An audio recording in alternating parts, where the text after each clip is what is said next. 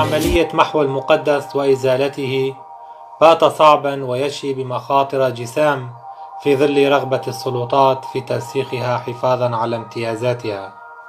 إن بقاء المقدس وتأصيله في ثقافة المجتمع يعد بحروب جديدة وميليشيات وقودها الأفراد القاصرين ممن هم محاطين بأرباب التنظيمات السلفية الموالية للسلطات الاستبدادية، حيث نتأمل السعودية، قطر، إيران، تركيا كنماذج إقليمية داعمة بشدة لهذه التنظيمات التي تحقق لها بقاء أطول وقدرة أكبر على شل حركة المجتمعات وإخصائها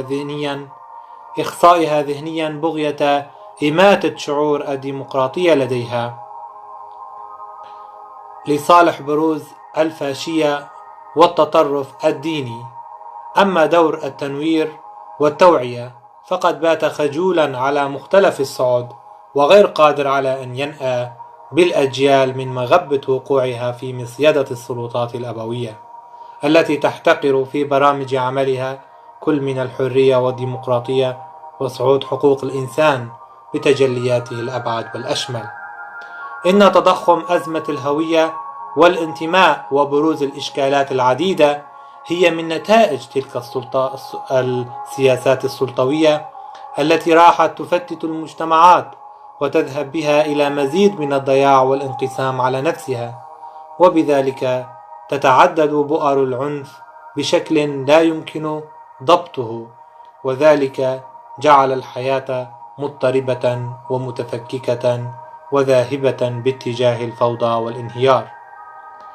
تلك الحالة تطفو على السطح مرارا وتعبث في المجتمعات المنكوبة أطوارا من الزمن، مما نجد في ذلك الانقسام بروز مشاعر النفور والاستياء والكراهية التي تدب في الأفراد وتجعلهم يتطلعون إلى تشكيل بنى رديئة ومضادة بشكل آني، ولا يسعفهم أن يشكلوا في وجه السلطة الفاشية أي قوة تذكر، حيث ذلك التكتل المنعزل والهامشي والذي يفتقد لخصائص واضحة قد يتمايز بها عن النظام السلطوي، وتغدو أدوار الجماهير منقسمة على نفسها في ظل هذا التسابق الفظ لإنتاج ديكتاتوريات متعددة يتقاسم أعباء نشوئها طرف النزاع على حد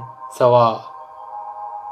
إن احتدام المعارك والاختباء بين العدو وكذلك مساعدة القرويين لهم في الانقضاض على الأفراد الثائرين يجعل المرء يدرك صعوبة هذا الصراع ومشقته، فعلى الرغم من ذلك لا يفقدون الأمل في إنجاز الغاية التي جاءوا لأجلها.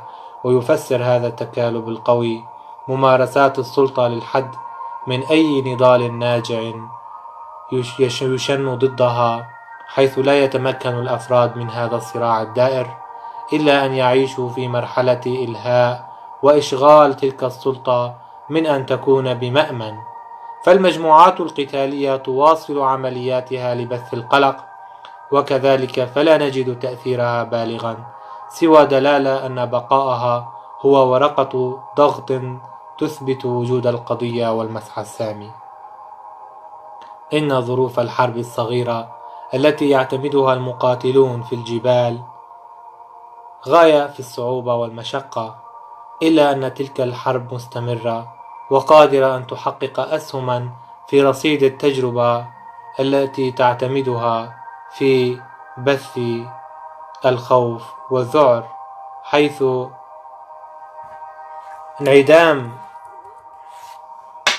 انعدام التكافؤ بين طرفي الصراع يستدعي ذلك الأسلوب في المواجهة، وبكل الأحوال فالنزاع يحقق ألما يصعب الحد منه في حالات تمكن السلطة من السيطرة على الجماهير عن طريق الخوف والتهديد بالتصفية.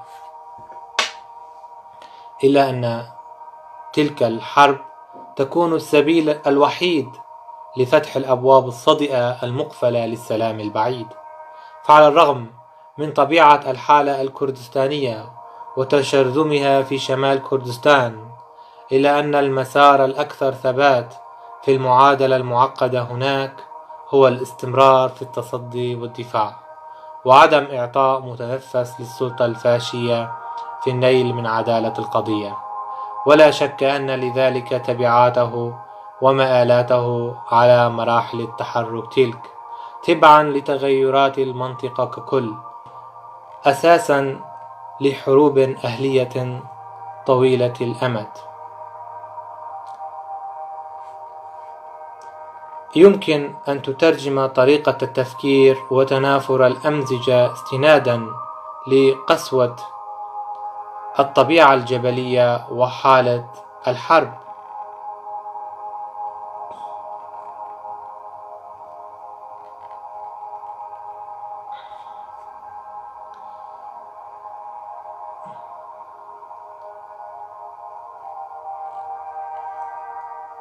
حالة حرب العصابات وطريقة فهم الحياة استنادا لتجربة الاشتراكية الثورية.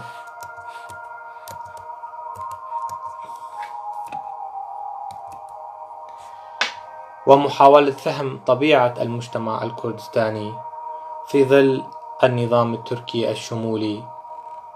لقد تم خداع الشعوب بزيف العلمانية التي لم تتخلص من عبوديتها لإرث التقاليد المطلقة المستقاة من تقاليد السلطنة العثمانية. خلقت نواة لمجتمع متفسخ أشبه بجثة متآكلة، حيث تتوفر مقومات التنافر والكراهية داخل مجتمعات محتقنة لا تتوفر فيها معايير الحياة التشاركية. وكذلك أسهم البغض في وضع حياة قائمة على الجور والفساد، تفتقر لأجواء الديمقراطية الجوهرية ومشيعة عسكرة الحياة، وجعلها أشبه بحياة تتخللها أجواء الطوارئ والرقابة على كل شيء، عدا الذين يقتاتون من الفساد والانحلال، فهم قادة مفاصل تلك المؤسسات ومروجو العنف المجتمعي عبر تشبثهم بإرث الفكر الشمولي ومنابعه الأولى. فالحكم العرقي جعل المجتمعات في خطر، وأبرز روح الكراهية وجعلها بنية العقد الخطر ما بين الحاكم والمحكوم. فالصراع بات لدفع المظالم التي تتعدد أشكالها وتمارس بهدف الإبادة السياسية والثقافية لشعب حي ويأبى الانقراض، وقد ظل يواجه الانصهار عبر توالي التحديات وصنوف الضغوط. ولعل أنموذج حرب العصابات تعبير عن حقيقة التطلع للحرية والاستقلال على الرغم من ضآلة الإمكانات وتشتت القوى على طول رقعة الوطن المقسم، إلى أنه وعلى الرغم من طبيعة الظروف والمراحل العصيبة التي لم تتمكن من انتزاع الرغبة في صنع عالم أفضل لمجتمع متمايز بلغته وجغرافيته وثقافته، إذ يحاول المعرفيون تحقيق رسالتهم في شتى أنحاء الوجود بطرائق شتى تتجاوز النظريات والمفاهيم الجاهزة وتتخطى التأطير الإيديولوجي لتسمو سمو المعرفة في حضرة الحب. إن طبيعة المعارك في الجبال تهب في الوقت ذاته تلك الروح المتشبثة بالحق، الحق في سياق البحث عن الحياة الأفضل خارج مناخات الجور والاحتقان.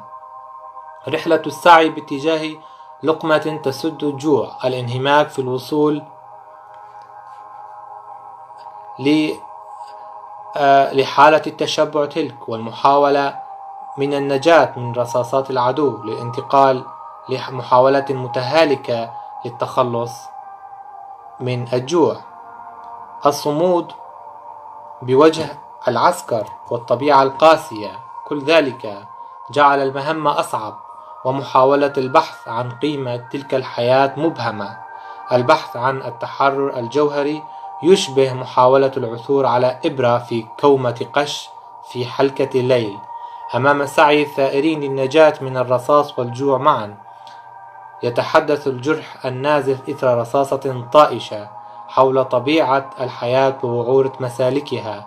يصبح الهم هو التفكير بالطعام والنجاة من كوابيس تنتقل في أروقة الذوات الهائمة على وجهها في ذرى تلك الجبال، حيث الألم الذي تجيده الرومانسية الثورية التي تصفها فروع العلوم الإنسانية وأخصها الرواية، والتي تلخص مسيرة البشر ومصائرهم إزاء بحثهم عن أسباب الحياة الأفضل. ماسي ورفاقه في هول مشهد يجسد أهمية الحياة في لحظات تبدو قريبة من الموت. العطش القاتل والجوع الفاتك وألم الرصاصة والخوف، كل ذلك مجتمعين لا يستطيع إخفاء الحب والرغبة في حياة ذات قيمة ومعنى. إن صراع الأمم الوحشية ضد بعضها البعض يتوقف بشكل مؤقت حينما تتضافر الجهود لصهر المجموعة العرقية ذات البنية الأضعف والمسالمة. هذا ما نلحظه في اتحاد إيران وتركيا والنظامين البعثيين في سوريا والعراق، ومعارضاتها التي تحذو حذوها في عدم ادخارها أي جهد لإحالة الحلم الكردستاني إلى سراب، حيث التعسف والجور يحول دون بلوغ المجتمع لرفاهيته. هذا التعسف بات جزء من منظومة ذهنية استوطنت أذهان الجماهير وحالت دون قدرتها على تغيير أنظمتها، كونها باتت آلة تفقيس وإنتاج لرموز ديكتاتورية تبرهن أنها تجسيد لحالة التشوه والانحلال التي تشوب المجتمع وتجعله يعيش في دوامة الاغتراب والعزلة. فالاغتراب وليد العجز، كما أنه وليد الإحساس بنشوة القهر الناتج عن معاناة متعددة الأوجه وتتشابه في ولوجها لعمق الإنسان وتفاصيل حياته، حيث يرى هيجل أنها انفصال الذات الإنسانية ككيان روحي تنفصل عن وجوده ككائن اجتماعي، كما نجده في موضع يقول في موضع آخر هو تنازل الإنسان عن استقلاله الذاتي وتوحده مع الجوهر الاجتماعي، وهو تجسيد لحالة المقاتلين ممن تنازلوا عن ذاتيتهم مقابل الانخراط بالقضية والغاية التي اجتمعوا لأجلها.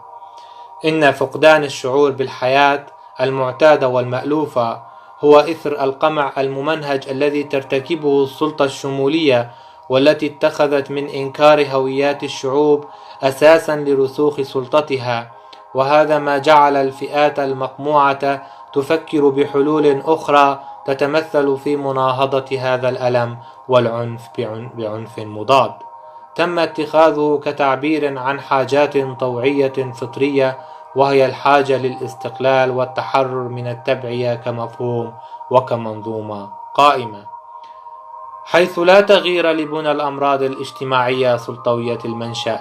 واستنادا على ذلك لا يمكن حدوث انتعاش في قضية الإنسان المغيب في الشرق الأوسط، في حين يتم تجديد العنف المقدس استنادا للنص الديني متشعب التأويلات ليغدو الثوب البراق للسلطة والمجتمع في آن.